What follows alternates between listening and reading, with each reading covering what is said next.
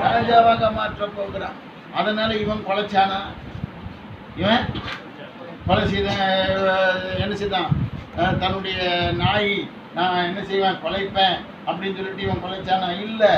இவன் சவுல் கொலைச்ச நேரத்துல, சவுல் நாயை போல அரசு பதவியில இருந்து அரசனாக இருக்கிற நேரத்துல அவன் இவனுக்கு விரோதமாக வந்தபோது தேவன் என்ன செய்தார்?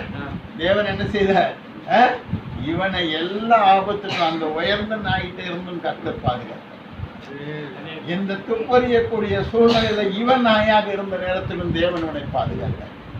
ஆனால் இவருடைய வாழ்க்கையில, சவுளுடைய வாழ்க்கையில அவனுடைய எண்டு சந்தோஷம் இல்லாமல் முடிந்தது, மரணத்துல முடிந்தது. ஆனால் இவனுடைய வாழ்க்கையில இவனுடைய காலங்கள் எல்லாம் தேவன் உயர்த்தி உயர்த்தி உயர்த்தி உயர்த்தி உயர்த்தி தேவன் எங்க கொண்டு போய் வச்சாரு?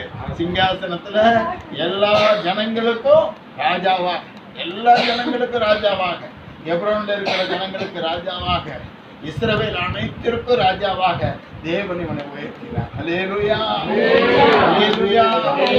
அதுதான் இவன் சொல்லுகிறான், நான் தினந்தோறும் விருத்தி அடையும்படி தேவன் என்னோடு கூட இருந்தார் என்று சொல்லுகிறான். அல்லேலூயா. அப்ப நமக்குள்ள என்ன தேவையா இருக்கிறது?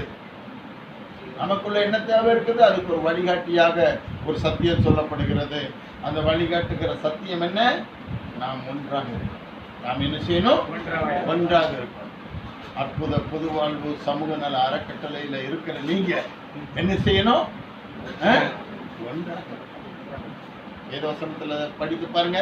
எல்லாரும் உங்களை குறித்து சொல்லணும், இவங்க எலும்பும், இவங்க மாம்சத்தில் மாம்சமாய் இருக்கிறார்கள், இவங்க ஒரே குடும்பமாய் இருக்கிறார்கள் என்று சொல்லணும்.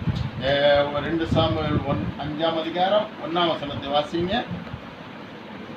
அக்காலத்தில் இஸ்ரவேலின் கோத்திரங்கள் எல்லாம் எப்ரோனில் இருக்கிற தாவீதினிடத்தில் வந்து, இதோ நாங்கள் உம்முடைய எலும்பும் உம்முடைய மாம்சமானவர்கள்.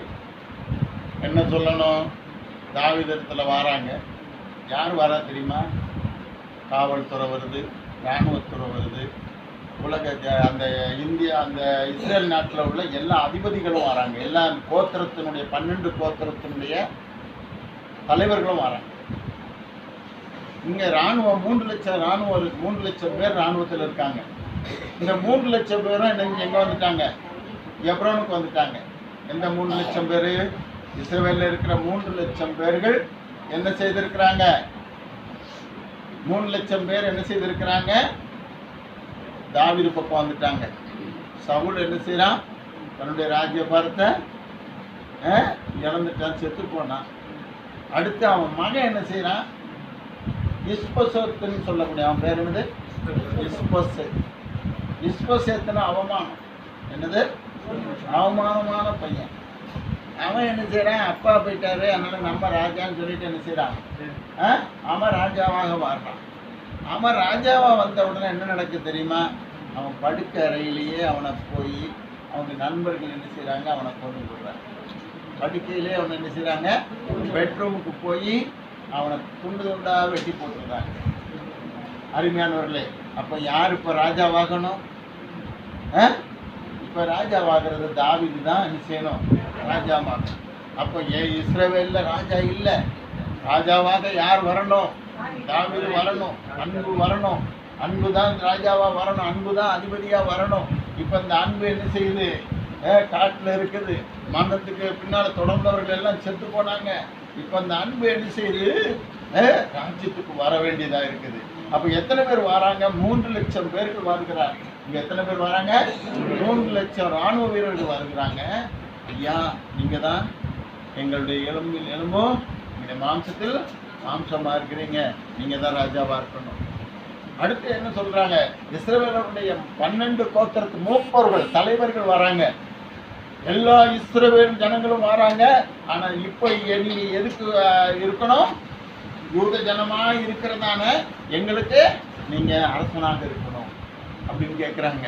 அந்த உடனே தான் இவன் என்ன செய்யறான்? ஓகே, அவங்களுக்குள்ள ஒரு ஒற்றுமை வருது.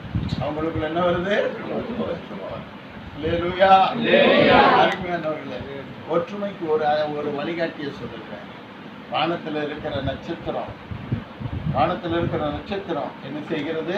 ஒரு கப்பல் தள்ளாடி கொண்டிருக்கிற தடுமாறுகிற கப்பலை அந்த நட்சத்திரத்தை பார்த்து அவன் என்ன செய்யறான்? இது கிழக்கையா,